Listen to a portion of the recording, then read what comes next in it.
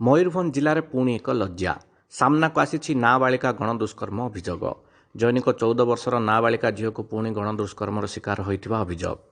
ଘଟଣା ଘଟିଛି ମୟୂରଭଞ୍ଜ ଜିଲ୍ଲା ରୋରୁଆଁ ଥାନା ଅଞ୍ଚଳରେ। ତେବେ ପରିବାରରେ ରଜ ଉପଲକ୍ଷେ ଆସର ଜମିଥିବା ବେଳେ ପ୍ରାୟତଃ ବୟସ୍କମାନେ ଖୁସି ମନାଇବା ପାଇଁ ନିଶା ପାଣି ପିଇ ଯେନ୍ ତେନ୍ ପ୍ରକାରେ ରୁମ୍କୁ ଯାଇ ଶୋଇଥିଲେ। ଆଉ ଏହି ସୁଯୋଗରେ ଘରେ ପଶି ଗ୍ରାମର 2 ଜଣ ଯୁବକ ନାବାଳିକାକୁ ଶୋଇବା ଅବସ୍ଥାରେ ଘରୁ ଟେକି ନେଇ ବାହାରେ ଦୁଷ୍କର୍ମ କରିଥିବା ଭଳି ଲଜ୍ଜାଜନକ ଘଟଣା ଘଟିଥିବା ଅଭିଯୋଗ ଜାଣିବା ପରେ ପରିବାର ପାଇଁ ଦୁଃଖଦ ଆଣିଥିଲା ରଜମଉଜ। ଅଭିଯୋଗ ଅନୁଯାୟୀ ଗତ 16 ତାରିଖ ରାତିରେ ଘରେ ସମସ୍ତେ ଶୋଇପଡ଼ିଥିବା ବେଳେ ନାବାଳିକାକୁ ପାଟିରେ କପଡ଼ା ଦେଇ ଉଠାଇ ଟେକି ନେଇଥିଲେ ଏବଂ ଘରଠାରୁ କିଛି ଦୂରରେ ଦୁଷ୍କର୍ମ କରିଥିବାର ଅଭିଯୋଗ ହୋଇଛି।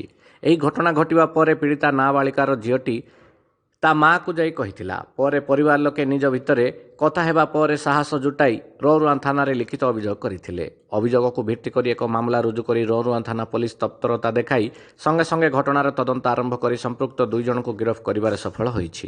এই ଦୁଷ୍କର୍ମର ରିପୋର୍ଟଟା ସେ ଝିଅର ବାପା ଆଜି ଆସିକି 3:30 PM ରେ ଆମକୁ ଦେଇଥିଲେ। ସେହି ବେଳରେ ଆମେ ଗୋଟେ କେସ୍ ରେଜିଷ୍ଟ୍ରେସନ୍ କରିଥିଲୁ। केस नंबर है 86/21 under section 363, 323, 376 D IPC 6 POCSO act रे यही केस है। घटना घटी 16 तारीख राति 9टा बेले से आधार से जो आक्यूज मैंने 2 जन थे आम अलरेडी अरेस्ट कर सारी मेडिकल पे पठाई भिक्टिम भी मेडिकल पठाई। तेबे गणदुष्कर्म संपृक्त 2 जन को आज कोर्ट चलाण करा सूचना देइछंती रोरुआं थाना अधिकारिणी। मयूरभंजरू घासीराम बेहेरा रिपोर्ट, उत्कल खबर।